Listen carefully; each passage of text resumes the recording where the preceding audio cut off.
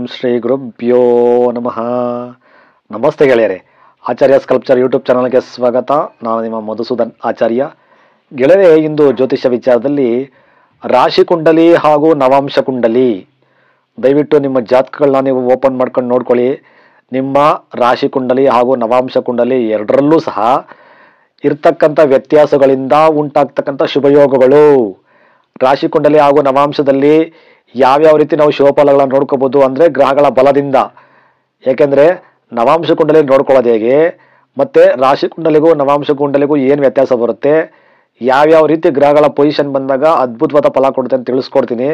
ವಿಶೇಷವಾಗಿ ವರ್ಗೋತ್ತಮ ಯೋಗ, ಆಮೇಲೆ ನವಾಂಶದಲ್ಲಿ ಬರ್ತಕ್ಕಂಥ ಸಪ್ತಮ ಭಾವ, ದಾಂಪತ್ಯ ಜೀವನ, ವಿದ್ಯಾಭ್ಯಾಸ, ಆಯುಷ್, ದೀರ್ಘಾಯುಷ್ಯ ಫಲ, ಪ್ರತಿಯೊಂದು ತುಂಬ ಚೆನ್ನಾಗಿ ನಾವು ಅಬ್ಸರ್ವ್ ಮಾಡ್ಕೋಬೋದು. ಸೊ ಹಾಗಾಗಿ ದಯವಿಟ್ಟು ನೀವು ನವಾಂಶ ಮತ್ತು ರಾಶಿ ಕುಂಡಲಿ ಎರಡೂ ನಿಮ್ಮ ಜಾತಕ ಓಪನ್ ಮಾಡ್ಕೊಂಡು ನೋಡ್ಕೊಳ್ಳಿ. ಮೊದಲನೇದಾಗಿ ನೋಡಿ, ಒಂದು ಎಕ್ಸಾಂಪಲ್ ಜಾತಕ ತೊಗೊಂಬಂದಿದ್ದೀನಿ. ಯಾವ ರೀತಿ ನಾವು ರೆಫರ್ ಮಾಡ್ಬೋದು ರಾಶಿ ಕುಂಡಲಿ ಮತ್ತು ನವಾಂಶ ಎರಡೂ ಅಂತ ತಿಳಿಸ್ಕೊಡ್ತೀನಿ. ನೋಡಿ, ಈ ಜಾತಕದ ವ್ಯಕ್ತಿ ಹುಟ್ಟಿರ್ತಕ್ಕಂಥದ್ದು ಇಲ್ಲಿ ಎಕ್ಸಾಂಪಲ್ ಜಾತಕದಲ್ಲಿ ಸಿಂಹ ಲಗ್ನ. ಲಗ್ನ ಸಿಂಹ ಲಗ್ನನೇ ಆಗಿದೆ.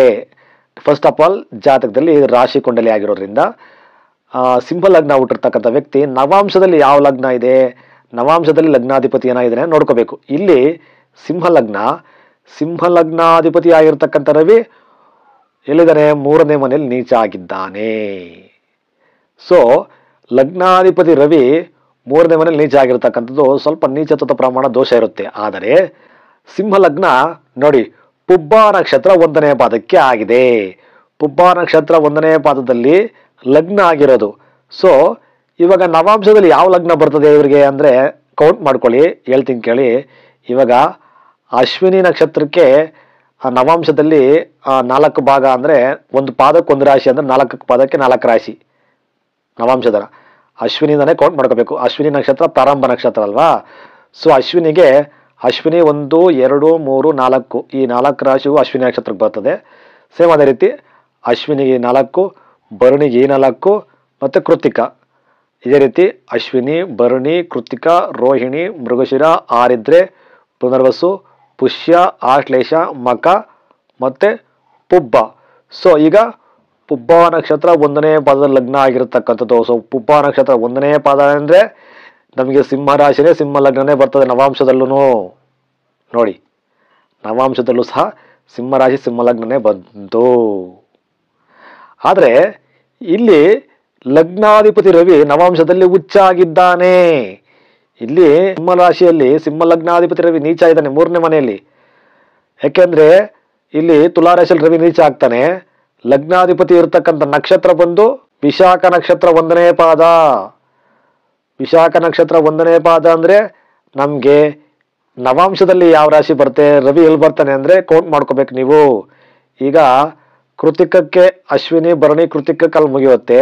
ಮತ್ತೆ ಕೃತಿಕ, ರೋಹಿಣಿ, ಮೃಗಶಿರ, ಆರಿದ್ರೆ, ಪುನರ್ವಸು, ಪುಷ್ಯ, ಆಶ್ಲೇಷ, ಮಕ, ಪುಬ್ಬ, ಉತ್ತರ, ಹಸ್ತ, ಚಿತ್ತ, ಸ್ವಾತಿ, ವಿಶಾಖ. ವಿಶಾಖ ಅಂದ್ರೆ ವಿಶಾಖ ನಕ್ಷತ್ರ ಈ 4 ಪಾದಕ್ಕೂ ಬರುತ್ತೆ ನವಾಂಶದಲ್ಲಿ. ವಿಶಾಖ ನಕ್ಷತ್ರ 1ನೇ ಪಾದ ಅಂದ್ರೆ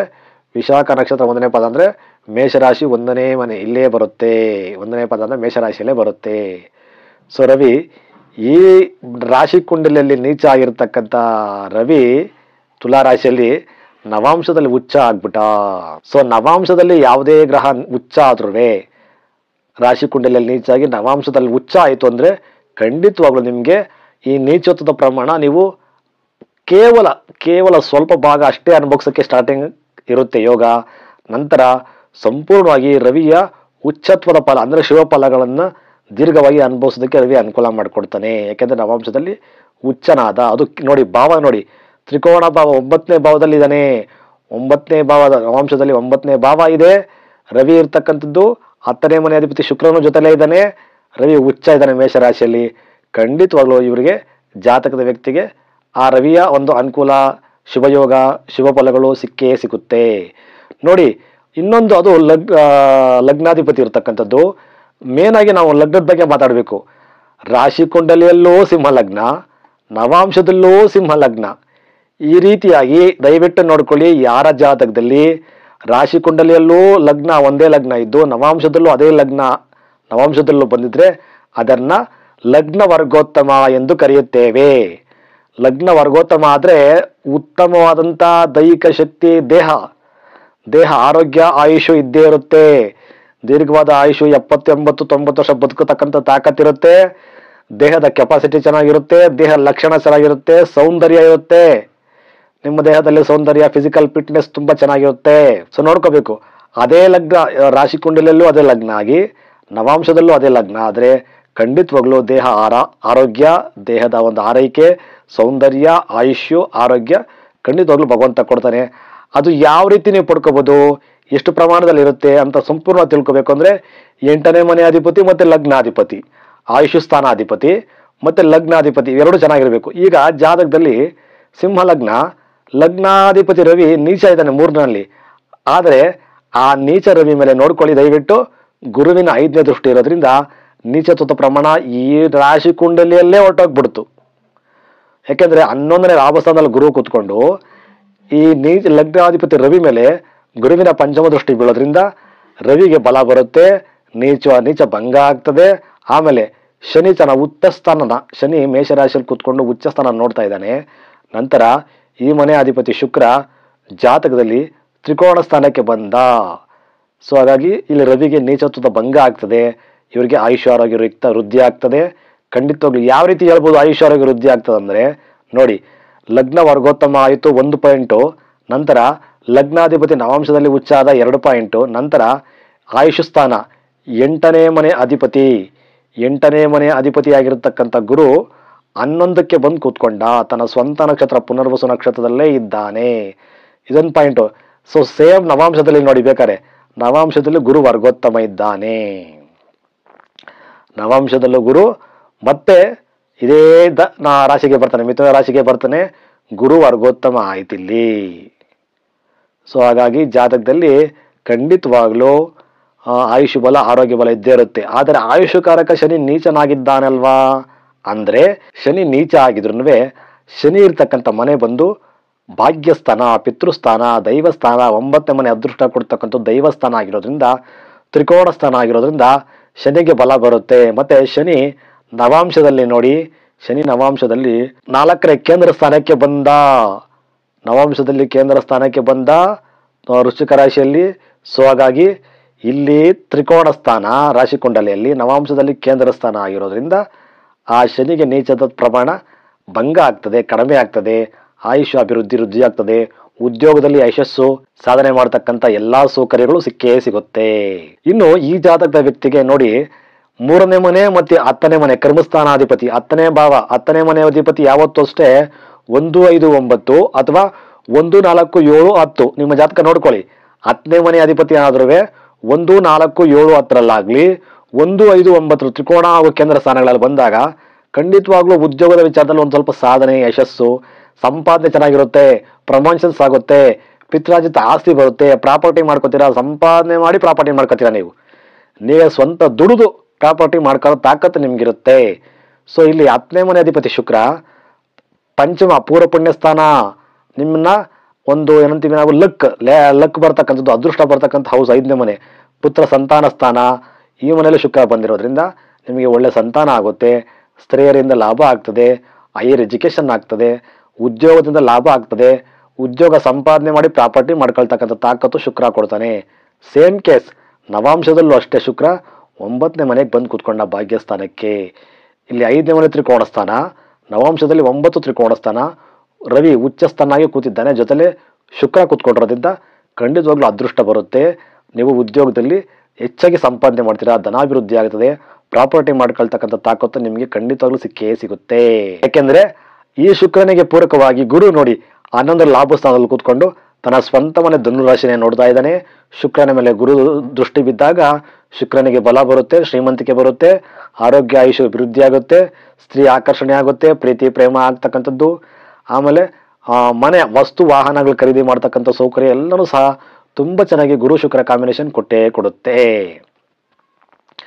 ನೋಡಿ ಗುರು ಹೆಂಗೆ ನವಾಂಶದಲ್ಲೂ ಇಲ್ಲೇ ಬಂದ್ಬಿಟ್ಟ ಅಂತಂದ್ರೆ, ಪುನರ್ವಸು ನಕ್ಷತ್ರ 3ನೇ ಪಾದ. ಇವಾಗ ಒಂದು ಪಾದಕ್ಕೆ ನವಾಂಶದಲ್ಲಿ ಇಲ್ಲಿ ಒಂದು ಪಾದ ಅಂದ್ರೆ ನವಾಂಶದಲ್ಲಿ ಒಂದು ರಾಶಿ ಅಂತ. ಸೊ ಹೀಗಾಗಿ ಇಲ್ಲಿ ಪುನರ್ವಸು ನಕ್ಷತ್ರ ಅಂದ್ರೆ ಪುನರ್ವಸು 1ನೇ ಪಾದ ಮೇಷರಾಶಿ ಆಗುತ್ತೆ, ಪುನರ್ವಸು 2ನೇ ನಕ್ಷತ್ರ ವೃಷಭ ರಾಶಿ ಆಗುತ್ತೆ. ಪುನರ್ವಸು ಮೂರನೇ ಪಾದ ನಿಮಗೆ ಮಿಥುನ ರಾಶಿ ಆಗುತ್ತೆ. ಯಾವ ರೀತಿ ಅಂದರೆ ಕೋಟ್ ಮಾಡ್ಕೊಳ್ಳಿ ಬೇಕಾದ್ರೆ ನೋಡಿ.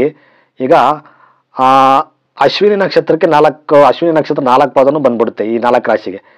ಅಶ್ವಿನಿ 4 ಈ ಕಟಕ ರಾಶಿವರೆಗೂ, ಭರಣಿ ಈ 4 ರಾಶಿ, ಕೃತಿಕ ಈ 4 ರಾಶಿ ಮೀನರಾಶಿವರೆಗೂ, ಆಮೇಲೆ ರೋಹಿಣಿ ಈ 4, ಭೃಗುಶಿರ ಈ 4, ಆಮೇಲೆ ಆರಿದ್ರ ಈ 4.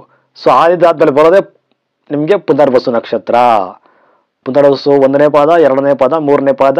ಸೊ 3ನೇ ಪಾದ ಅಂದರೆ ಮತ್ತೆ ಇಲ್ಲಿ ಮಿಥುನ ರಾಶಿಯಲ್ಲಿ ಗುರು ಬರ್ತಾನೆ, ಗುರು ವರ್ಗೋತ್ತಮ. ಸೊ 8ನೇ ಮನೆ ಅಧಿಪತಿ ಮತ್ತೆ ವರ್ಗೋತ್ತಮ ಆದಂದರೆ ಆಯುಷ್ ಸ್ಥಾನ ಆಯುಷ್ ವೃದ್ಧಿ ಆಗ್ತದೆ. ಪಂಚಮ ಬುದ್ಧಿ ಸ್ಥಾನ, ಮಕ್ಕಳ ಸ್ಥಾನ, ಶ್ರೀಮಂತಿಕೆ, ಎಲ್ಲನೂ ಕಲೆ, ನೈಪುಣ್ಯ, ನಾಟ್ಯ, ನಟನೆ ಈ ಎಲ್ಲ ವಿಚಾರಗಳಲ್ಲೂ ಗುರು ಅನುಗ್ರಹ ಮಾಡಿಕೊಡ್ತಾನೆ. ಸೊ ಹಾಗಾಗಿ ನಿಮ್ಮ ಜಾತಕದಲ್ಲಿ ನೋಡ್ಕೋಬೇಕು ಯಾವ ಭಾವಾಧಿಪತಿ ಎಷ್ಟನೇ ಮನೇಲಿದೆ ಮತ್ತು ನವಾಂಶದಲ್ಲಿ ವರ್ಗೋತ್ತಮ ಆಗಿದೆಯಾ ನೋಡ್ಕೋಬೇಕು. ನಂತರ ಲಗ್ನ ಯಾವ ಲಗ್ನ, ನವಾಂಶದಲ್ಲಿ ಯಾವ ಲಗ್ನ ಇದೆ, ವರ್ಗೋತ್ತಮ ಆಗಿದೆಯಾ ನೋಡ್ಕೋಬೇಕು. ಸೊ ಈ ಜಾತಕದಲ್ಲಿ ಲಗ್ನ ವರ್ಗೋತ್ತಮ ಆಗಿದೆ, ಗುರುಗ್ರಹ ವರ್ಗೋತ್ತಮ ಆಗಿದೆ. ನಂತರ ಇಲ್ಲಿ ನೀಚ ಆಗಿರ್ತಕ್ಕಂಥ ರವಿ ನವಾಂಶದಲ್ಲಿ ಉಚ್ಚ ಆಗಿದ್ದಾನೆ, ಪ್ಲಸ್ ಪಾಯಿಂಟ್ ಆಯಿತು. ನಂತರ ಇನ್ಯಾವುದಾದ್ರೂ ವರ್ಗೋತ್ತಮ ಆಗಿದೆಯಾ ಅಂದರೆ ಇನ್ಯಾವ ಗ್ರಹನೂ ವರ್ಗೋತ್ತಮ ಇಲ್ಲ. ಸೊ ಹಾಗಾಗಿ ಭಗವಂತ ಇವರಿಗೆ ಒಳ್ಳೆ ರೀತಿಯಾದಂಥ ಒಂದು ಯೋಗ ಖಂಡಿತವಾಗ್ಲೂ ಜಾತಕದಲ್ಲಿ ಇಟ್ಟಿದ್ದಾನೆ. ಆದರೆ ಇಲ್ಲಿ ಕುಜ 7ನೇ ಭಾವಕ್ಕೆ ಬರ್ತಾನೆ. ಕುಜ ಇಲ್ಲಿ 4 ಮತ್ತು 9ರ ಅಧಿಪತಿ 7ಕ್ಕೆ ಬಂದಿರತಕ್ಕಂಥದ್ದು ಕುಜದೋಷ ಅಂತಾರೆ. ಆದರೆ ಕುಜ ಕೇಂದ್ರ ಸ್ಥಾನಕ್ಕೆ ಬಂದಿರೋದ್ರಿಂದ 9 ಪಿತೃಸ್ಥಾನ ದೈವಸ್ಥಾನ, 4 ವಿದ್ಯಾಸ್ಥಾನ ಮಾತೃಸ್ಥಾನ, ಪ್ರಾಪರ್ಟಿ ಮಾಡ್ತಕ್ಕಂಥದ್ದು, ಅಪಾರವಾದ ಭೂಮಿ ಸಂಪಾದನೆ, ತಂದೆ ತಾಯಿ 2 ಮನೆ ಕಡೆಯಿಂದನೂ ಭೂಮಿ ಬಂದೇ ಬರುತ್ತೆ, ಬರ್ದಿಟ್ಕೊಳ್ಳಿ. 4ನೇ ಮನೆಯೂ ಕುಜನ ಮನೆಯಾಗಿ, 9ನೇ ಮನೆಯೂ ಕುಜನ ಮನೆಯಾಗಿ ಕುಜ ಕೇಂದ್ರ ಸ್ಥಾನಕ್ಕೆ ಹೋಗಿರೋದ್ರಿಂದ ಇವರಿಗೆ ಭೂಮಿಯಿಂದ ಶ್ರೀಮಂತಿಕೆ ಬರುತ್ತೆ. ತಂದೆ ತಾಯಿ 2 ಮನೆ ಕಡೆಯಿಂದನೂ ಇವರಿಗೆ ಭೂಮಿ ಸಿಗುತ್ತೆ, ವಾಹನ ಯೋಗ ಇರುತ್ತೆ. ಮತ್ತೆ ಬರ್ತಕ್ಕಂಥ ಹೆಂಡ್ತಿನೂ ಸಹ ಭೂಮಿ ಯೋಗ ತಂದುಕೊಡ್ತಾಳೆ, ಹೆಂಡ್ತಿ ಕಡೆಯಿಂದನೂ ಶ್ರೀಮಂತಿಕೆ ಸಿಗುತ್ತೆ. ಸಪ್ತಮದಲ್ಲಿ ಕುಜ ಇರತಕ್ಕಂಥದ್ದು ಸ್ವಲ್ಪ ವ್ಯಾಮೋಹ ಜಾಸ್ತಿ ಇರುತ್ತೆ, ಸ್ತ್ರೀ ವ್ಯಾಮೋಹ ಇರುತ್ತೆ, ಫಿಸಿಕಲ್ಲು ದೈಹಿಕ ಶಕ್ತಿ ಜಾಸ್ತಿ ಇರುತ್ತೆ, ಕಾಮ ಇರುತ್ತೆ, ಎಲ್ಲ ಇರುತ್ತೆ. ಆದರೆ ಶ್ರೀಮಂತಿಕೆನ ಭೂಮಿಯಿಂದ ಅಪಾರವಾದ ಭೂಮಿ ಯೋಗ ಸಿಕ್ಕೇ ಸಿಗುತ್ತೆ. ಕುಜ ತುಂಬ ಸ್ಟ್ರಾಂಗ್ ಆಗಿದ್ದಾನೆ. ಆಮೇಲೆ ಈ ಕುಜನ ಮೇಲೆ ಗುರುವಿನ 9ನೇ ದೃಷ್ಟಿ ಇದೆ ನೋಡಿ. ಗುರು 11ರಲ್ಲಿ ಕೂತ್ಕೊಂಡು 7ನೇ ದೃಷ್ಟಿಯಿಂದ ತನ್ನ ಸ್ವಂತ ಮನೆ ನೋಡ್ತಾನೆ. 7, 8, 9 ಗುರುವಿಗೆ 9ನೇ ದೃಷ್ಟಿ ಕುಜನ ಮೇಲೆ ಬೀಳೋದ್ರಿಂದ ದಾಂಪತ್ಯ ಜೀವನ ಸುಗಮ ಆಗ್ತದೆ. ಒಳ್ಳೆ ಸದ್ಗುಣಿವಂತ, ಒಳ್ಳೆ ಆರೋಗ್ಯವಂತ, ಆಯುಷ್ಯವಂತ ಮತ್ತು ಭೂಮಿ ಯೋಗ ಇರತಕ್ಕಂಥ ಶ್ರೀಮಂತ ಹುಡುಗಿ ಸಿಗ್ತಕ್ಕಂಥ ಯೋಗ ಈ ಜಾತಕದ ವ್ಯಕ್ತಿಗೆ ಉಂಟಾಗ್ತದೆ.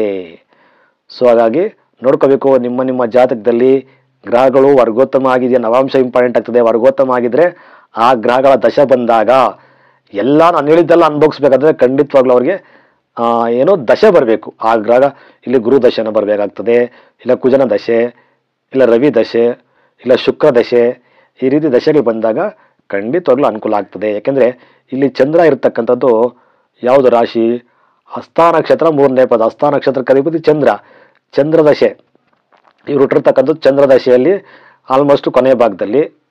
ಆ ಚಂದ್ರ ದಶೆ ಅರ್ಧ ಭಾಗ ಮುಗಿದು 5 ವರ್ಷ ಮುಗಿದು ಮೇಲೆ ಹುಟ್ಟಿರ್ತಕ್ಕಂಥ ವ್ಯಕ್ತಿಯವರು. ಹಸ್ತ ನಕ್ಷತ್ರ 3ನೇ ಪಾದ ಅಂದರೆ ಚಂದ್ರ ದಶೆ ಆದಮೇಲೆ ಬರತಕ್ಕಂಥದ್ದು ಕುಜನ ದಶೆ ಆದಮೇಲೆ ರಾಹು ದಶೆ 18 ವರ್ಷಗಳ ಕಾಲ. ಸೊ ಪ್ರೆಸೆಂಟ್ ರಾಹು ದಶೆ ಅನುಭವಿಸ್ತಾ ಇದ್ದಾರೆ ಅಂತ ಇಟ್ಕೊಂಡ್ರು. ಇಲ್ಲಿ ರಾಹು ಇರ್ತಕ್ಕಂಥ ಪೊಸಿಷನ್ನು 1, 2. ರಾಹು ಕನ್ಯಾ ರಾಶಿಯಲ್ಲಿ ಒಳ್ಳೆ ಮನೇಲಿ ಇದ್ದಾನೆ. ಕೇತು 8ರಲ್ಲಿದ್ದಾನೆ. ಕೇತು 8 ಸ್ವಲ್ಪ ದೋಷಕಾರಿ ಆಗ್ತದೆ. ಹಾಗಾಗಿ ಅಲ್ಲೊಂದು ಸ್ವಲ್ಪ ಬಾಡಿಲಿ ಹೀಟ್ ಆಗ್ತಕ್ಕಂಥದ್ದು, ಸ್ವಲ್ಪ ಗಾಡಿಗಳಲ್ಲಿ ಬೀಳ್ತಕ್ಕಂಥದ್ದು ಸ್ವಲ್ಪ ತೊಂದರೆ ಇರುತ್ತೆ. ಬಟ್ ಆಯುಷ್ಯಕ್ಕೆ ತೊಂದರೆ ಇರೋದಿಲ್ಲ. ಆದರೆ ಕೆಟ್ಟ ಗ್ರಹಗಳ ದೃಷ್ಟಿ ಇಲ್ಲ. ಆದರೆ ಪಾಪಕರ್ತರ ಯೋಗ ಇದೆ ಕೇತುಗೆ, ಅದೊಂದು ಸ್ವಲ್ಪ ಹಿಂಸೆ ಆಗ್ತದೆ. ಆದರೆ ಇಲ್ಲೇನಾಗಿದೆ, ನವಾಂಶದಲ್ಲಿ ಕೇತು 7ಕ್ಕೆ ಬರ್ತಾನೆ, ಇಲ್ಲಿ ರಾಹು ಲಗ್ನಕ್ಕೆ ಬರ್ತಾನೆ.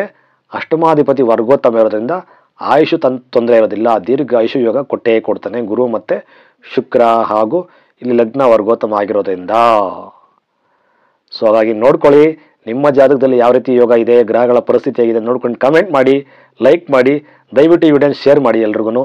ನಮಸ್ತೆ, ಒಳ್ಳೆಯದಾಗಲಿ.